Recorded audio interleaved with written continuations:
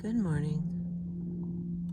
Thanks for being with me this morning. I'm going to read to you from the book Creative Visualization. This part is titled Healing. Creative visualization is one of the most important tools we have for creating and maintaining good health.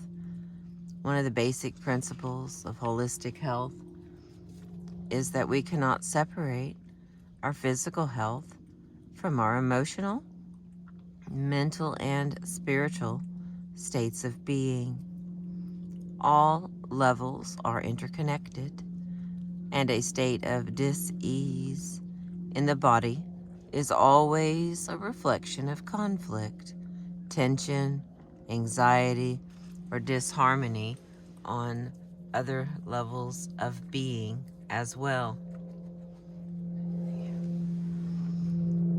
So when we have a physical disorder, it is inevitably a message for us to look deeply into our emotional, intuitive feelings, our thoughts and attitudes, to see what we can do to restore natural harmony and balance to our being.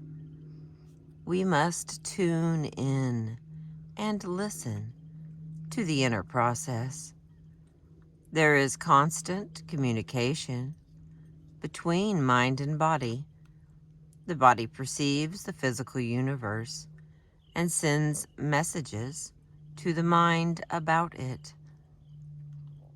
The mind interprets the perceptions according to its own individual past experience and its belief system, and signals the body to react in a way which it feels is appropriate.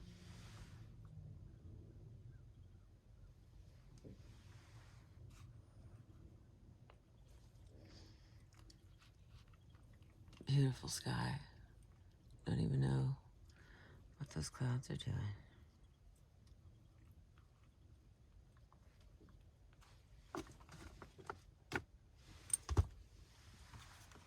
I have the dogs today and they're making their own noises. If the mind's belief system on a conscious or unconscious level says that it is appropriate or inevitable to get sick in a certain situation, it will signal the body accordingly, and the body will obligingly manifest symptoms of illness. It will, in fact, become ill.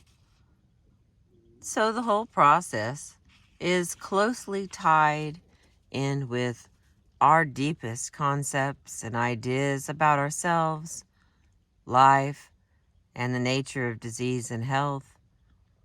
Creative visualization refers to the way in which we communicate from our mind to our body.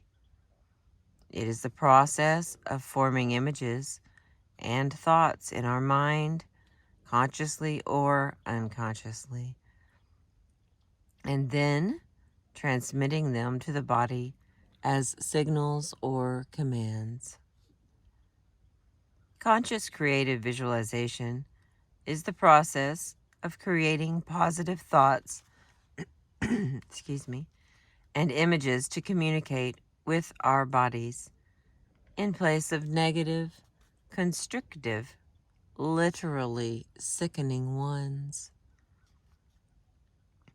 People get sick because they believe on an inner level that illness is an appropriate or inevitable response to some situation or circumstance, because it in some way seems to solve a problem for them or get them something that they need, or as a desperate solution to some unresolved and unbearable inner conflict. Some examples of this are the person who becomes ill because he has been exposed to a communicable disease. he believes it is inevitably or highly likely. A person who dies of the same disease as a parent or other member of her family, she has unconsciously programmed herself to follow the same pattern. The person who gets sick or has an accident in order to get out of work, either there's something he can't confront at work, or he won't allow himself the relaxation and quiet he needs unless he is sick. The person who gets sick in order to get love and attention, this was how she was able to get her parents' love as a child.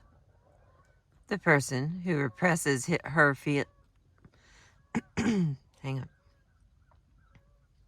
The person who represses their feelings all of their life and eventually dies of cancer, they cannot resolve the conflict between the pressure of the stored up emotions and the belief that it's not okay for them to express themselves, so they eventually kill themselves as a solution.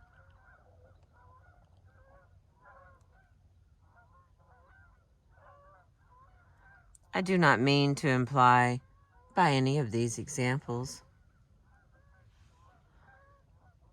that I believe all illness is a simple problem with a pat explanation. As with all our problems, there are often many complex factors. I do intend to illustrate the fact that illness is a result of our mental concepts and beliefs, and that illness is an attempt to find a solution to a problem we are having inside ourselves. If we are willing to recognize and change our innermost beliefs, we can find more constructive solutions to our problems, and we can eliminate illness and disease altogether. The most positive, powerful, healthy, and healing consciousness can be created by taking this point of view. And this is all in a little bit smaller writing and italicized. We are all in essence perfect spiritual beings. We are each a perfect expression of the universal mind or God consciousness that is within us. As such, our natural birthright is radiant health, beauty, boundless energy, youthful vitality, and joy throughout our lives. There is, in actual fact, no evil or limitation. There is only ignorance or misunderstanding of the universal nature of good or God, combined with our infinite creative abilities. The only limitations on our health, beauty, energy, vitality, and joy come from our own self-created blocks, our own resistance to the goodness of life based on fear and ignorance. Our bodies are simply a physical expression of our consciousness. The concepts we hold of ourselves determine our health and beauty or the lack thereof. When we deeply change our concepts, our physical self follows suit. The body is continuously changing, replenishing and rebuilding itself at every moment, and it has no other pattern to follow in doing so, except the guidance to it by the mind. The more we bring our consciousness into alignment with our highest spiritual realization, the more our bodies will express our own individual perfection. That's the end of that. The natural outgrowth of this point of view is a more constructive attitude about illness. Rather than thinking of illness as an inevitable disaster or an unavoidable misfortune, we think of it as a powerful and useful message. If we are suffering physically in some way, it is a message that there is something to be looked at within our consciousness, something to be recognized, acknowledged, and changed. Often, the message of illness is to be quieter and spend some time just being in contact with our inner self. Illness often forces us to relax, let go of all of our busyness and efforting, and drop into a deep, quiet level of consciousness where we can receive the nourishing energy that we need. The healing always comes from within. When we allow ourselves quiet and inner contact regularly, we no longer need to get sick in order for our inner self to get our attention.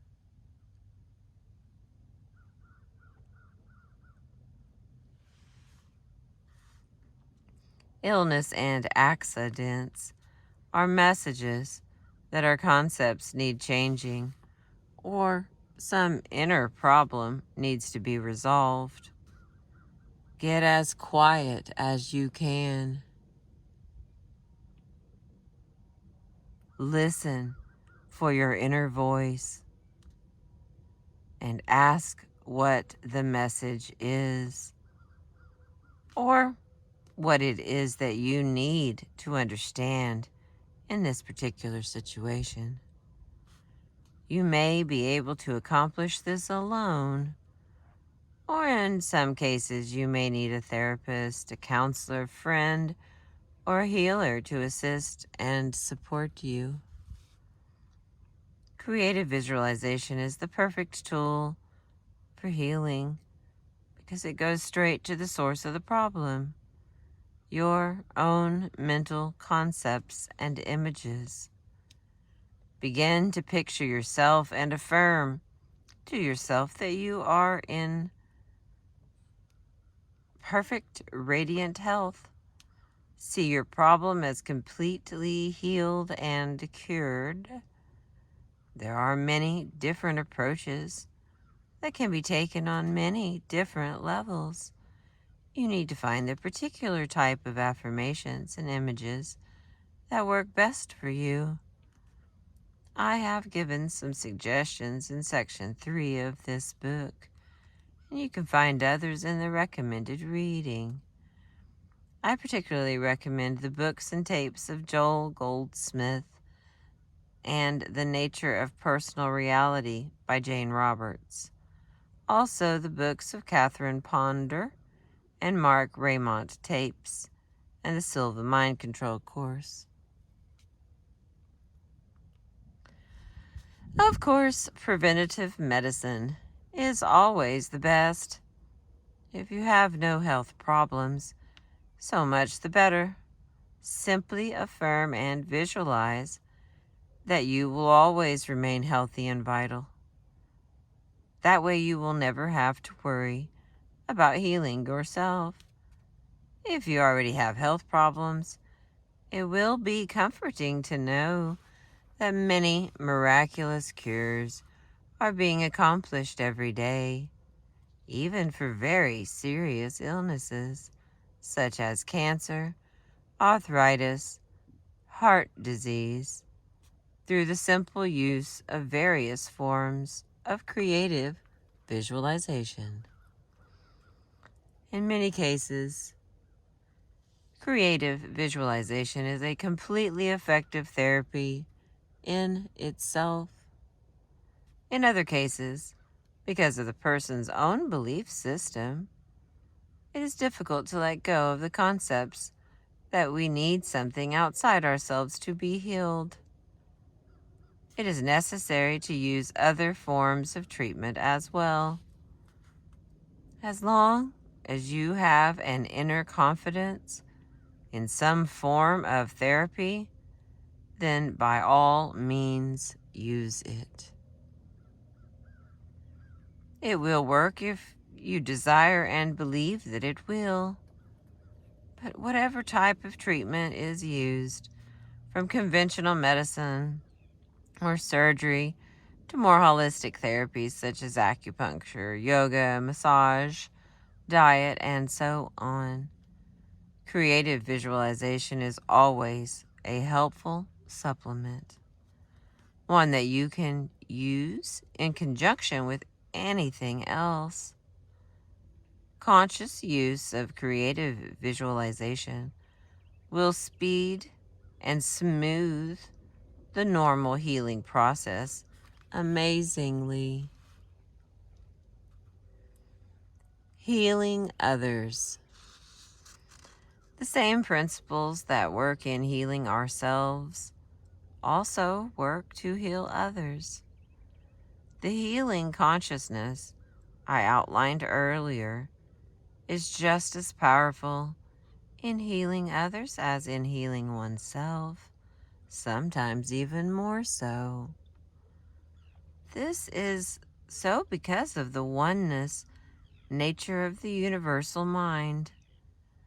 There is a part of our consciousness that is directly linked with that part in everyone else's consciousness. Since that part is also our link with divine omnipotence and omniscience,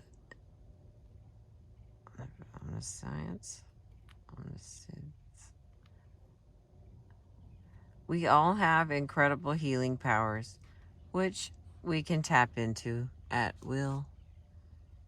Just as the concepts we hold about ourselves determine our health or lack of health, the concepts we hold about others can support their health or lack of health. If a friend has a concept which has caused her to become ill, and we buy into or believe that concept of her illness, we are supporting her ill health, no matter how lovingly we may desire her to become well. Now, on the other hand, if we hold the concept of her health and perfection strongly in mind, we will truly support her healing process. It is not even necessary for her to know anything about what we are doing. In fact, it is sometimes better that they do not consciously know.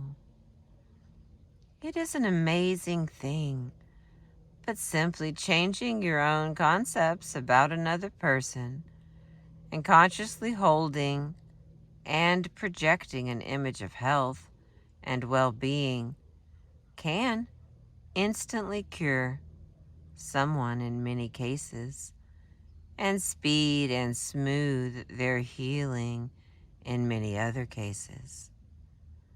I was brought up with a very scientific and rational background and education, and the ability to heal other people at a distance has been one of the hardest things for me to understand and accept. Yet I have seen it and experienced it too often to doubt it any longer. I've found that in my experience, the best way to work on healing is to picture myself as a clear channel for healing energy, the spiritual energy of the universe, to flow through me and to the person who needs it. I think of my higher self sending energy to the other person's higher self to support them in whatever they need to do to heal themselves. At the same time, I picture them as they truly are, a divine being, a beautiful and perfect expression of God, naturally healthy and happy. In this next section, section 3, I describe the healing methods that I have found work best for me. I encourage you to try them and to discover on your own.